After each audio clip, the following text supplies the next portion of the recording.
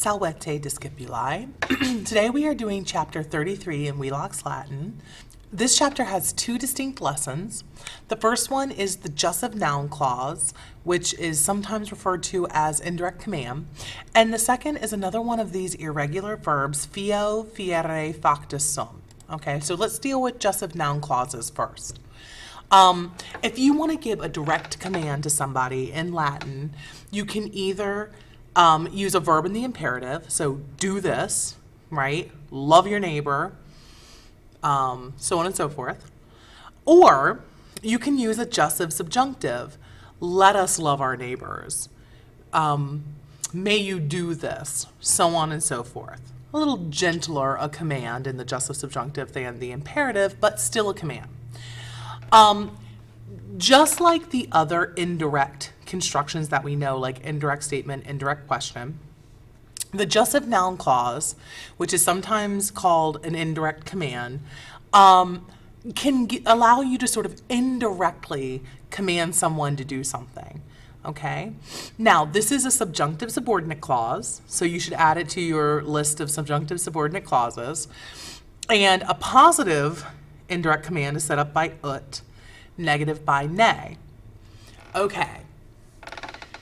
When translating a jussive noun clause, very often the entire subordinate clause translates as to something if it's ut, or not to something if it's ne. And the reason for this is that we often encourage someone to do something. We order someone to do something. We warn someone not to do something, so on and so forth. So even though this is going to be a subjunctive subordinate clause in Latin that's going to have a subjunctive verb that is conjugated, it's going to have person, number, tense, voice, mood, and the mood's going to be subjunctive, we don't always translate the subjunctive verb in that person or number, okay? Certain verbs are going to anticipate a jussive noun clause, just like the head verbs anticipate an indirect statement, right? Question words, and especially question verbs, anticipate indirect question. Certain verbs are going to anticipate jussive noun clauses, indirect command.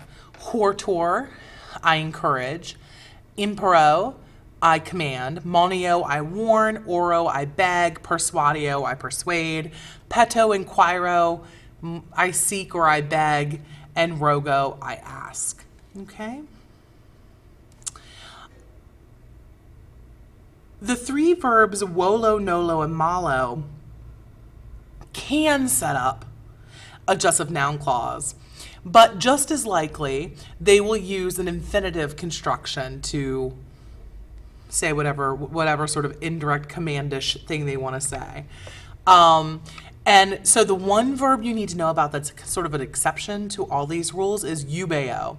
Eubeo almost never sets up a jussive noun clause, which is weird because eubeo means to order, right?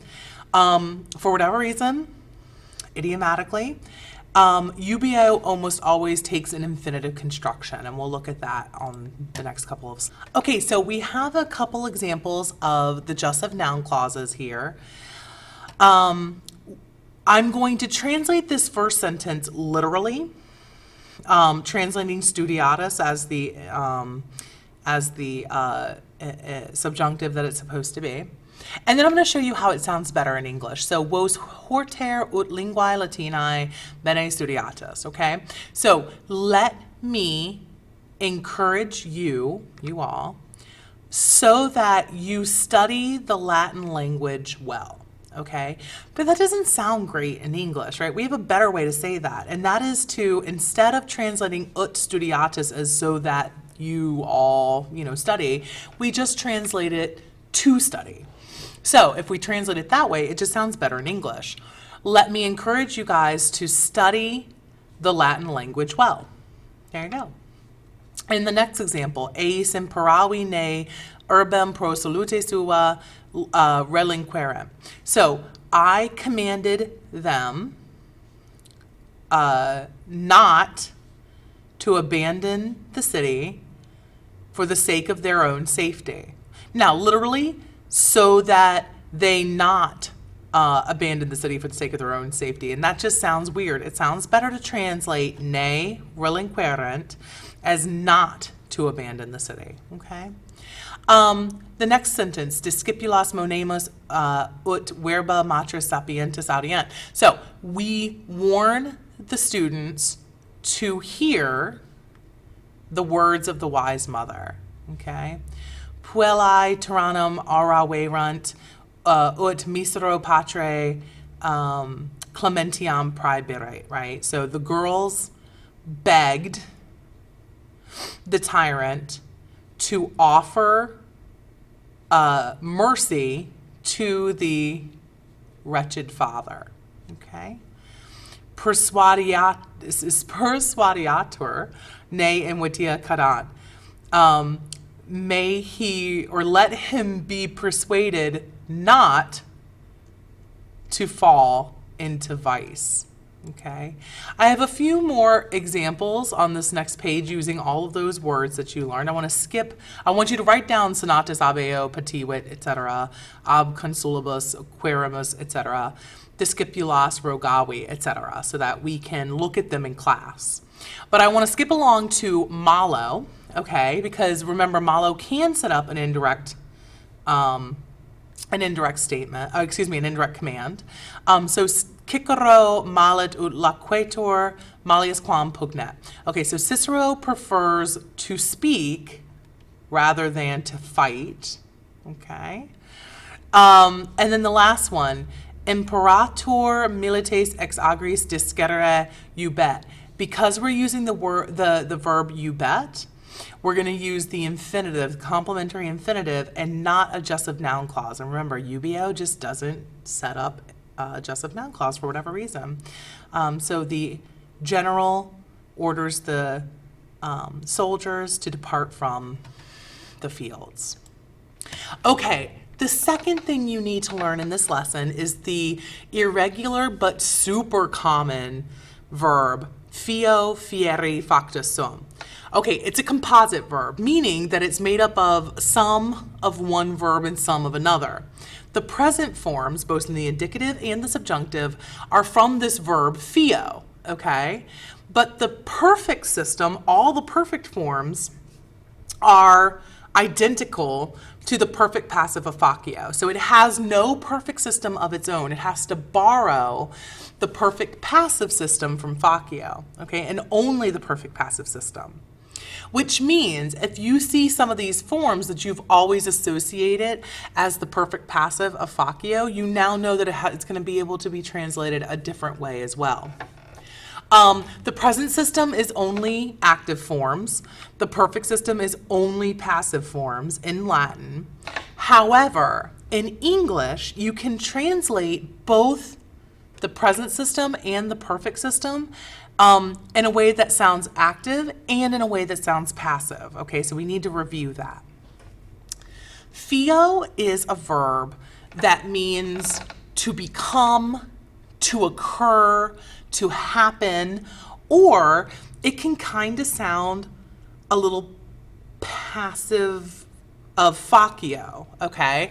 So fio can also translate as to be made, or fieri, I should say, can also be translated as to be made or to be done, just like the passive of facio. Which means that you have sort of active translations like happen and occur, and you have passive translations like be done and be made. We also have this translation to become, and when fieri is translated as to become, it is another linking verb, just like the verb to be, which means that if you want to use a predicate with the verb become, just like the verb to be, it's going to be a predicate nominative, not a direct object. And we'll talk about that more in class. I have spelled out the forms in here that are going to be slightly irregular. I mean, really, if you know how to conjugate a third IO, you know how to conjugate fio, fieri, factus sum.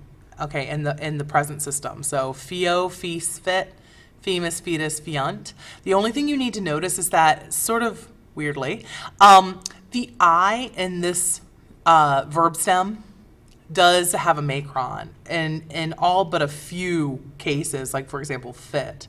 And fit, by the way, is a super common form of this verb. It means it occurs, it happens, it becomes, it is made, it is done, so on and so forth. In the plural for the present indicative, fimus, fitus, fiant. Okay, and all of these being translated the two ways, even though there's more than just two ways to translate fio. For space sake, I just picked these two ways. Fiebam, fiebas, fiebat, fiebamus, fiebatus, fiebant for the imperfect indicative, and then fiam, fies, fiet, fiemus, fietus, fient in the future indicative, which again looks a little weird, but actually follows the rules exactly, so not too bad. Notice that the present imperative is a little strange. Fi is how you say happen, occur, become, be made, be done in the singular. Fite in the plural. There are three infinitives for this particular verb. There's fiere, to become, to occur, to happen, to be made, to be done. There's the perfect infinitive, which looks like the perfect passive infinitive of facio. And then there's the future infinitive, which looks like the future passive infinitive of facio. But again, these can translate to have occurred, to have happened, to have become, to have been made, to have been done, so on and so forth, okay? And same for factimire. There's no present participle of fio, but there is a perfect participle and future participle, which look like the perfect passive and the future passive participle of facio. So again, what you really need to know is that when you see these forms now, you should know that factus can translate having been done, having been made, anything like that, but could also translate having occurred, okay, or having happened, so on and so forth. I also give you the present subjunctive. I haven't given you the perfect forms for the indicative or the subjunctive because they are identical to the perfect passive indicative and the perfect passive subjunctive of facio, so you should already know those forms, okay? There you go. These are the forms for the present subjunctive: fiam, fias, fiat, fiamus, fiatus, fiant, and fiarem, fiares, fiaret, fiaremus, fiaretus, fiarent. All right, that's all I have for you guys. You'll do a paradigm tomorrow in class, and come with any questions that you have. All right, walete.